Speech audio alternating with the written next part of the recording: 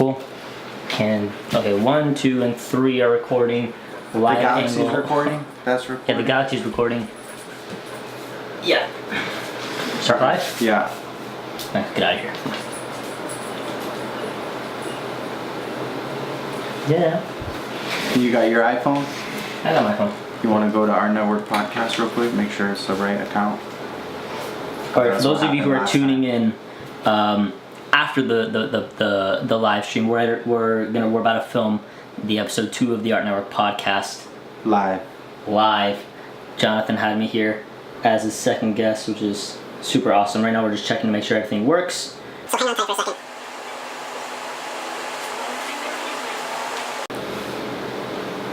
All right, we're live. We're live. Okay. All right, so welcome back, everyone. We're on our second episode. We shot the first episode this morning, and it went pretty well. We were with Brian at Canvas Fab up in Aventura.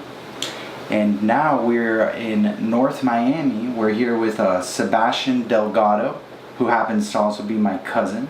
He is also very engaged in his creative craft. And so today we're just going to be, having a discussion, talking about tricks, guidance, different things that you can do. Once again, remember this is only the second episode, so it might be a little rough around the edges. It's okay, we don't care. On the first episode, we had to loosen up, but this is gonna go well. So let's just kind of start with who you are, like how old you are, yes, what you're doing, where you live. Mm-hmm. So we're in Miami. Yeah, so I've been in Miami my entire life. I'm a creative person at heart. I'm a storyteller at heart, and I'm a business-oriented creative. So I've been for How old are you? I'm 17 years old, and wow. I'm a junior in high school. Okay, so when you say like you have like storytelling and like yeah, so I mean like like from kindergarten. I mean being so young, Like, yeah, like I mean like storytelling. I've been doing it forever since I could last remember. I mean since kindergarten, I remember watching my older brother. He used to like draw little parrots and stuff in his notebook, and I was like, oh my god, that's so cool. And so like I tried to draw parrots, and then like it drew into it became more into like, and I started painting and like sketching things, and like bought like notebooks and sketchbooks and all that until like it got to the point where I had this particular thing that I like doing in drawing. So for instance, I loved painting the eyes or the expression of predatory animals like an eagle or like a snake. Like that was the kind of thing, because it had such an expression of like solitude and almost like anger or so you were vengeance. painting? I painted sketches, did all that. I got into music as well, played many instruments. Okay. So what? This is what, like your early kind of teenage years, like this 12, 13, 14? I mean, like from kindergarten to now. First, I started painting and drawing and sketching. I got into music after that in like 3rd grade, 4th, 5th. 6th was like the dark ages, and I didn't do anything. And then 7th grade, I discovered filmmaking and photography. I got really into it in 8th grade. 9th grade, I started to hone my skills, and then. So before like it all kind of started just like as like very passionate, like hobby, that I just did like enjoyment. I enjoyed it because like So it wasn't like a sport you were playing because you had to play the sport, or an instrument because your parents made you play an instrument. No, I always had the craving. Here's the thing: I never was like the kid to have. I never had friends. I wasn't the kid like I literally did not have a single person I would call a friend until I would say like 2nd grade. Like I didn't have friends. I didn't have a sleepover until like 5th grade. That's just because you were probably like a little shy. I was shy. I was super like unsocialized of a person. I couldn't communicate with people. Okay. I didn't talk to people. It was the worst thing for me. Like I would like if you got Jordan Belfort from The Wolf of Wall Street and me, we're like on the opposite sides. Like of the scale, like a pH scale of There you go. it's like the pH scale of confidence is Jordan Belfort, Okay. and then me. I'm all the way on the insecure. I was all the way on the insecure, like a solitary kind of person, and like it's I was at like the most, introverted level. Okay. Right? That was me the entire time, and so I didn't have friends to go around, and I was kind of left to my own devices. So that's when I had to do something to occupy my time. I drew. I spent all my time not hanging out with people. I would I actually remember you sit. selling one of your parent paintings. Oh, this one of For the like a snake. few- It was like $100. Oh, yeah. It was like $150 that That's I got cool, out of that. It was in like I think it was in 5th grade. It was I think a pretty it was big summer. painting. Yeah, I remember. Yeah, my uncle helped me out with it because When we get our co-host on the show, we'll have him pull it up. But Yeah. We're lacking that co-host still. Yeah. You mean the sound guy? Yeah. The sound guy in the background where we The have a guy who camera on comes him and brings and he up the brings stuff sound. on Mhm. YouTube and Google and stuff. He'd be like, "Hey Bob, pull up that image Yeah. for you Yeah, guys, yeah, for the yeah. viewers." Yeah. No, I mean, like, I was just left to my own devices. Like, I had to just do So something to occupy my time. When that was happening though, you never thought like, "Oh, I want to be a painter for my whole life," or "Oh, I want to play this musician, this instrument my whole life." Something like that. I mean, it wasn't something where it's like, oh my god, painting, I want to live off of this. It was, oh my god, painting is this thing that can occupy my time. And then I'm like, alright, like, I've always tried to figure out, okay, how can I make this art into something that I can do in the future? I've always thought of that. It's not like I was like a hustler and like I sold my paintings. But you looked at it as like, I've this looked at could it- bring me value. I've looked at it as in, I've always been curious as in how can this be something that I can do for my life so that it can be my job. Because you see adults and they have to go to work, and a lot of the times when they're work, it looks boring. And I was like, okay, how do I've always been curious, like, how am I gonna make this creative thing, my job? Okay. And actually, like last year, a year and a half ago, is when I discovered the world of business and entrepreneurship, owning your own company. And Okay, so let's take it from being a young kid who loves, being creative and doing artwork. How now? So everyone can know, Sebastian here. What's your position with Deleros?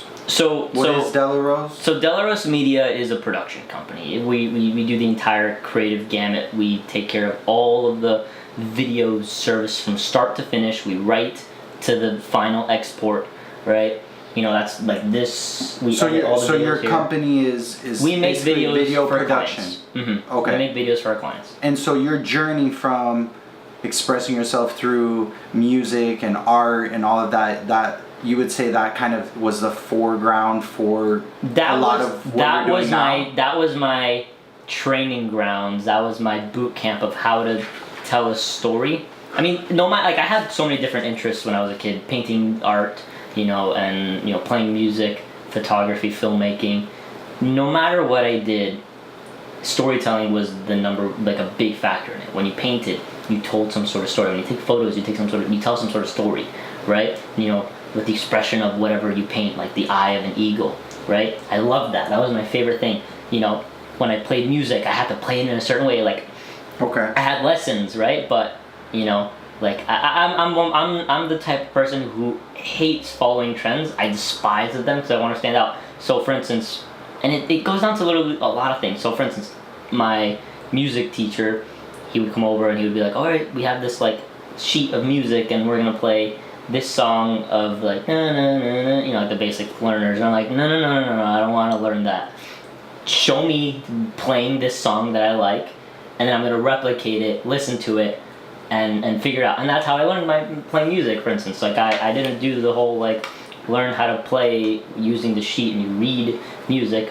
Like I was in band class in 6th grade, and they gave me sheets, and I literally didn't know how to read music, but I played instruments so well, so I just listened to what the other kids would do, and then like 2 days after, I just practice it, and 2 days later, I'd be on the same page. So let's jump into what we're doing. We're having our live podcast on Instagram. As everyone knows, Facebook owns Instagram. Yeah. And the majority of the users on Instagram are younger. Excuse me, I'm gonna close this window. They're younger. It's awesome. It's awesome that you have 9-year-old, 11-year-old, 13-year-old, all these young kids who are being creative. I mean, to the sense where they're editing little videos on their phone before they can run. I don't know. They're drawing. They're doing it's time a form lapses. of escapism. But hold on, let me make my point real quick. Yeah. So, with that being said, most of the viewers on Instagram, most of these artists, they're young. Okay. Okay. When you're young in life, you have to decide what you're gonna do, right? And anyone who is choosing to be a creator is choosing a path that they have to make it happen. They have to make it happen. Being a creator, what's actually kind of sad is that in reality, being a creative for a living requires you to be an entrepreneur. It's basically starting a company, starting a business, but your product is the creative. You do the painting, you do the photo. So my question but the thing is, it's sad is that these young people, when they want to pursue be a creative, they don't realize that they need to be an entrepreneur, or at least have maybe a partner who's entrepreneurial, right? Like they need to know how to sell their painting. If they make videos, they need to know how to make it, put it on YouTube, how to create thumbnails, how to market it on Facebook, Instagram, whatever. I mean, that's only if they want to have if they want to make money off of it, a bunch of success off of it. But I'm more boiling it down to the question is, if there are all of these young people, I'm 27 now. When I was 12, when I was 13, when I was 14, the only things that existed were going to school and learning about topics, and like that's what you're gonna become. But with this age now, with all of this monetization, all of these businesses, all of these creative people, my question to you is, what advice can you give these young entrepreneurs they might suck at drawing, they might suck at photography, but they have a passion for it. They love doing it, right? So they want to pursue it. Yeah. How do you kind of give them some advice on balancing the reality, the things their parents want them to do, versus drawing for hours in the park, reading books about science that have nothing to do with their school subjects? But I guess my question is, what kind of advice, because you're young, you're 17, you're the CEO and founder of Deleros Media, you have all these goals, you want to move to New York, you want to start a huge company, and you have all the skills to apply that are going to be entrepreneurial. So how did you decide, I'm all in, I want this to happen, instead of juggling it? Or like what advice do you give the young kids who are watching this, who are kind of in that predicament? They're in that, they're stuck in between. I think, before I even answer the question, I think that taking a person's advice and just saying, this person is in a place that I want to be, or I think I admire this person and they give this advice, I'm going to take it like blindly. A role model? Yeah, I think doing that is stupid. Just blindly taking somebody's advice. Like somebody who's like guiding you or mentoring you, and they're so let's say, for instance, like I'm a fan of Gary Vaynerchuk. Okay. I think it's stupid for me to blindly take some piece of advice from Gary Vaynerchuk. As much as I admire him, as much as I idolize him and think that he's the greatest, and I think it's stupid to just blindly take his advice. So I think it's to be critical? I think no, not critical. What you need to do is, before you take anybody's advice, you need to go with your gut feeling. So for instance, how deeply do you believe you're good in? So for instance, like how do you know you should go all in versus being more realistic and doing your studies and doing all that? Do you you have to really go deep down and say, am I really going to be successful at But do you think, with all these kids being so young and so open, do you think they can? Here's the thing. They should be thinking those things? Here's the thing. Because they're out there. Those. Oh yeah. There's kids who are like, I'm the next Gary Vee, or yeah. I mean, whoever the case is. And that's their goal. That's all they want. That's all they listen to. That's all they look at on their phones all day. That's all they talk about to their friends. I mean, it's just a matter of not. If Do you think they're hungry for the money and the fame, or do you think they're hungry for the creative side? I think everybody, maybe to a certain extent, maybe some more than others, have to be at least hungry for some sort of little money or fame. It could be 1%, it could be 50% of their drive, and I think like you can't, like, a lot of people say I don't want money, but people want that. No, like, for instance, I am not really driven. The reason why I started my business was not to make money and be in Lamborghinis, although I realize that is something that will come, and it's not something that I despise. I'm like, okay, like, I'm starting the company, I know I'm gonna be able to have a lot of lavish things, and okay, fine, it's a perk that comes with it, but it's not the thing that made me go, okay, I'm gonna start this business because I want a Lamborghini, and I saw this Tai Lopez ad that said I'm gonna get a Lamborghini too. It's Where do you? For me, my drive, the reason why I even started business and really said, okay, I need to take my art and make it into a business, was so that I could grow a team and lead them and guide them towards a common vision, and I could be the big guy, the leader. I think subconsciously, I've never been the social kid. I've never been in a social group and hanging out with people all the time. I've been the underdog. I'm the youngest of 3 brothers, right? Or a total of 3 brothers. I'm the youngest, and so it's kind of like this, like, thing in here that kind of makes me want to be the top dog, the guy on top, the guy who wants to make the decisions and not command people, but really help people out, be a mentor figure, to have a team and lead them and guide them and so you delegate. envision this to be happening 5, 10, 15 years, 10 years from now, I see myself with a large team of videographers. So let's go there. Let's go 5, 10 years in the future. Virtual reality, augmented reality, video 5 years from now, it'll be this thing. Alexa, what's on my calendar for tomorrow? Do I have anything tomorrow? There are no events scheduled for tomorrow. Oh, I forgot to schedule one. So, for instance, Amazon Echo and Google Home and that thing, that's like 5 years from now. I think VR, AR is like more 15, 20, at a commercial standpoint.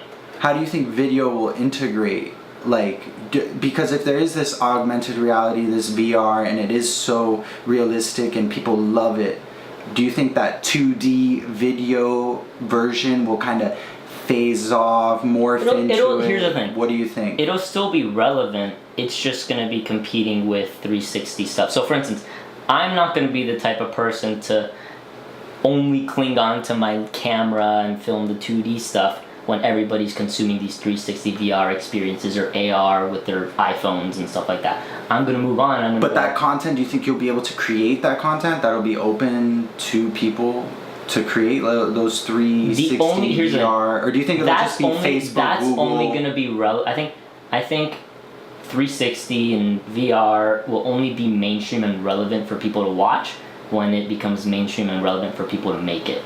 The reason why everybody's on Facebook and YouTube is because anybody can pick up their iPhone and film, or get a camera and make videos. Pop a caption on it. Exactly. So you do see it integrating. My company right now is a mainly video production because it's relevant for businesses and relevant because people consume video. But when it starts becoming VR experience, I'm going to be throwing away the camera and getting some 360 cameras.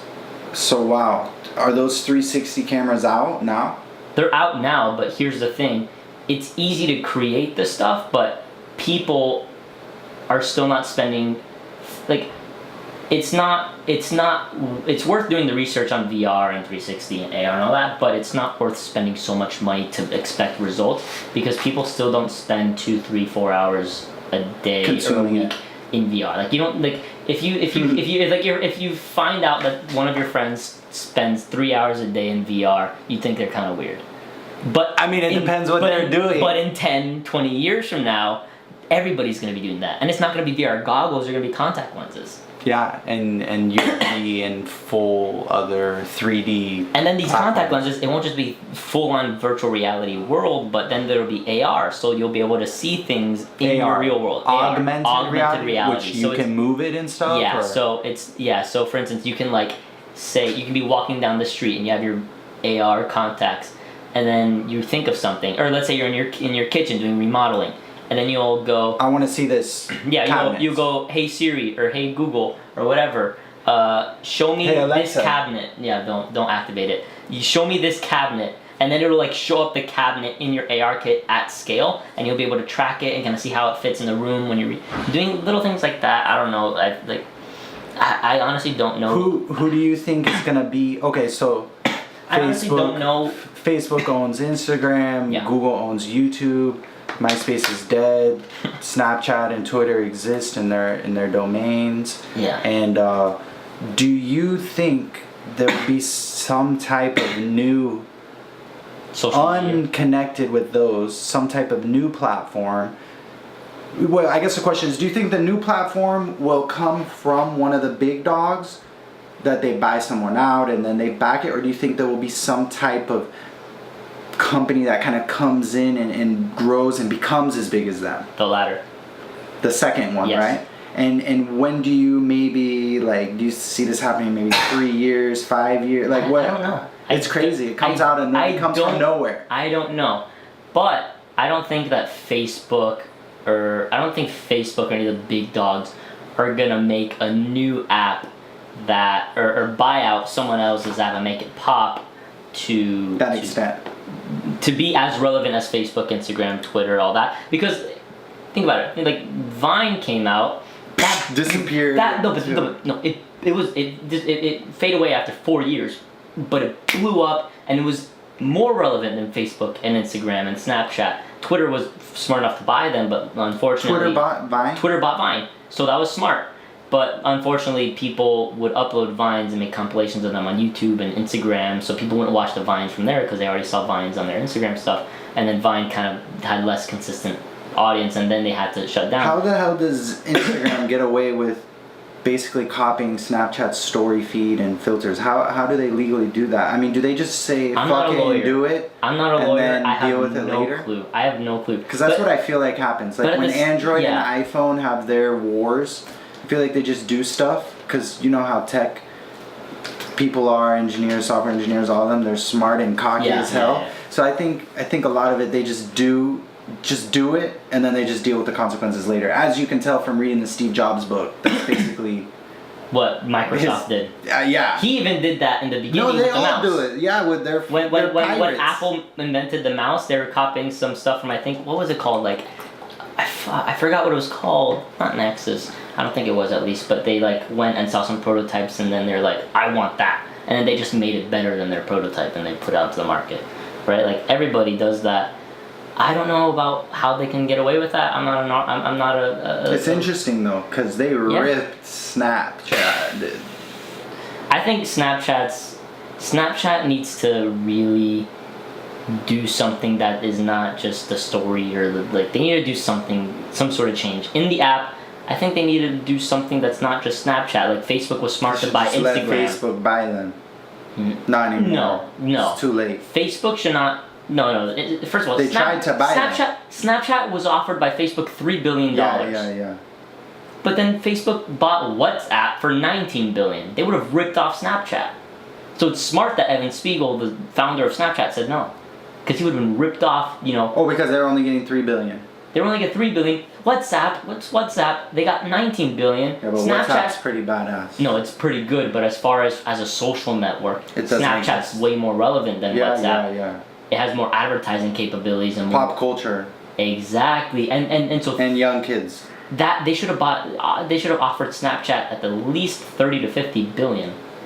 So much. Yeah, but they bought. How much did Facebook buy Instagram for? Facebook bought Instagram for. Alexa, how much did Facebook buy Instagram for? Sorry, I don't know that. Fuck yourself. Go. Come on. I don't know. Yeah. I think it was like 1-2 billion. Oh no, I think One or it's- two? Let's take a look right now. Let's look at this right now. I thought it was 29 billion. No, they got Instagram. They stole Instagram. Let's take a look here. How much did Facebook buy Instagram for? $1 billion to acquire Instagram. In 2012? Yes. And people thought that was crazy. Whoa, they bought Instagram for $1 billion. No, They got stolen for $1 billion. And they were about to steal Snapchat too. Alright, so that is all dandy. Talk to me about, we know you have a YouTube channel. Yeah. What's the name of the YouTube channel? This is my name, Sebastian Delgado. Sebastian Delgado. Okay, and then you also have an Instagram account? Sebastian Delgado, yo. Just added yo in the end. Which of the two would you say you invest more of your quality thoughts? I would say my quality goes more into YouTube. Like, I'll work more on my YouTube. Like, I'll spend an entire day to even an entire month, depending on what. Like, on a vlog, I'll spend an entire day to 2 to 3 days on a vlog. On like a short film, which is something I'm working on right now, like I'll spend like weeks working on a script, then I'll spend weeks filming it, then I'll spend another week editing it and then getting music and doing So all in that terms stuff. of investing your I invest more time and into YouTube. my talent and effort into my YouTube, and then the Instagram is kind of like I get clips from my YouTube and put it on YouTube. Okay. I'll post stuff that I like, photos that I take, my thoughts. For those listening who also have their YouTube channel, their vlog, their IG account, and for those who would like to monetize that, meaning make money off of their YouTube platform, I know you have to have a certain amount of views to qualify on YouTube, right? To even start getting paid. It's 10,000, I believe. And then on Instagram, there is no direct monetization from Facebook. It's from direct contacts, selling your product to other people. Obviously, a great way to market, but there's no direct payment for views on Instagram. So how are you monetizing your accounts? No? Is that a goal you have? I don't really care about monetizing my YouTube or my Instagram, because I want to make my money not being an influencer. I want to make my money by being the CEO of a production company. Okay, so you would rather... So my goal is to make my money off my business, not my YouTube, my podcast, my Instagram, everything. That's like a fun thing that I do on the side that I have full creative control. So how are you going to make all this money from Deleros? How are you going to get these clients? Like, are you going to get big projects like, oh, this video commercial, it's 200 G's, or like, how are you going to make that money? Yeah, like my goal is so that Deleros Media can work with Fortune 500 companies and the biggest ad agencies on Madison Avenue and have them subcontract production work with us. Eventually, we want to be the Madison Avenue agency where we do the marketing and advertising and distributing and the paid media as well, eventually. But right now, we don't have those capabilities, but... And are you familiar with how those companies charge for their services? Those big companies? Are you talking about the Fortune 500 brands, or are we talking about the agencies? How much would you charge to create like a commercial, a documentary, all their logos? Well, it depends. We would create an Excel sheet and we would put all of my expenses. How much does my company have to spend to get the job done? Okay. Then so if we need products, so for instance, if we need to rent out gear, we need to pay tax, we need to pay shipping, all of that stuff, we need to then put that cost to our client to cover it. And then we have a markup, and then that makes up our cost. How so do you determine your markup? Well, that's confidential within each of the businesses. Okay, can you give the young listeners a general recommendation of how they could mark up their It depends on it depends on the business, really. It can be anywhere from, I think Starbucks' markup is like 60%. So the markup basically means the percentage that you're getting from your initial costs and expenses, and then you add that percentage onto the cost that you're going to bill to your clients. That way you can make a profit, and that you can use that money to then spend on overhead like employees, office spaces, computers, equipment, your own payment, savings, all that kind of thing. So you mentioned to me that once you're doing this, you're going to be outsourcing a lot of your like work to be done. So would that delegating, meaning we're gonna hire employees to do the filming, the writing, and then me So what would as you the be making sure everything making is... sure that I work as a CEO, taking the meetings with the clients and seeing what they want, taking the meetings with my C-level staff and see what goes on in my company, making sure that I can communicate the vision and the goal of the company, and coming up with the actual plan and how to execute it, right? Making sure that I empower specific people, the right people, to get the job done. Making sure that I hire the right people, that I fire the people that... And you think you're going to enjoy that? Yeah. I'm leading the team. That's ultimately what I want to do. And then my creative juices will be, fulfilled by making my vlog and making my personal brand. And your goal is to go to New York? Yes. And so you would relocate there. You would live there. Yeah. You would have the office there. Yeah. Do you plan on moving there with no money and starting up, or do you plan on creating your business here? I mean, my plan is I want the business to be essentially like really start in New York City, but this will be like the startup. So when you plan on going there with not a lot of money, or at least enough money to pay to survive. Stuff. Yeah, so like for instance, but not like we're doing like, so amazing. So businesses a lot of times they'll be in like an incubator stage. So like they'll be at a certain city and they'll have an investor pay, and they'll be in an incubator stage where they're kind of getting everything ready, organized, getting the first couple clients, getting the first couple sales to get some money in. That's what we're in. We're in the incubator stage, and that's what I want to happen in Miami. Once we're kind of leaving that incubator stage, I want it to be in New York City. When we get out of that incubator and we go into like full-on growth, I want that to be in New York City. How old are you gonna be when you move to New York City? 18, 19. How old are you right now? 17. How many days until you turn 18? Like 100, 8, 200? 7 months. Okay. Plus, let's say a year after that, right? Yeah. So you basically got 20 months. Yeah. And I might be completely wrong. I might just be pulling off an Elon Musk here and say, oh, it's going to ship in the next year, but then it doesn't for another 5 years. Who knows? Well, he knew he was doing that the whole time. and who knows? I mean... You know, you want to. For instance, I'm confident that I'm going to be able to, but at the same time, you don't know what you don't know. There could be unexpected You have setbacks. a business partner, right? I have a business partner. Who's your business partner? Eros Swole. He's pretty good at flying the drone. Well, yeah. He's all about technology and engineering. He's all about And he wants to go to New York. He wants to go to New York as well. That was actually kind of a little friction point at the beginning because I wanted to go to New York, but he kind of wanted it to be, in California. But then LA or San Fran? LA. I wanted it to be California. Here's the thing: Deleros Media will not just be in one place. It's gonna be in San Francisco. We're gonna have satellite offices in LA. Do you guys have a website now that people can check out? Mm-hmm. What's the website? DelerosMedia.com. How do you spell Deleros? DELEROS. We'll put that in the link also below, so you guys can check that out. Yeah. All right, nice. And so I'd like to kind of segue into another topic. Okay. And that is editing videos in Premiere Pro. Okay. Now, let's not say easy, but for someone who wants to start creating videos, who doesn't have all the equipment, they say they have a new iPhone, so they can shoot 4K, they can shoot slow motion. If you guys get the new iPhone, doesn't even have to be the 10, it can be the 8. My business partner, he makes his videos and vlogs on his iPhone 10, and they're so, at first he started using it and he was whack.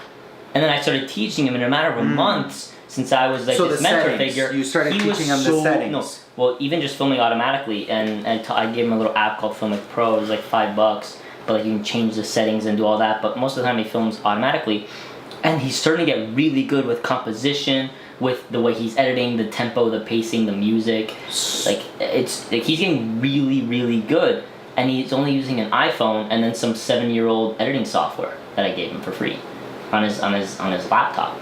He's getting really good. Is he posting those videos on YouTube? Yeah. Yeah. Mm-hmm. And what is his topic? What's his niche? What is he talking about? So he likes to talk a lot about investing and Wall Street stockbroker, that kind of thing. Like he's very investor minded, and as well as drones and engineering and aviation and flight. So that's his niche. That's what he loves to talk about, as well as he does vlogs and things like that. My thing is more, the creative world, telling stories, applying that to business, and kind of documenting my journey, as cheesy as that sounds, to growing this company.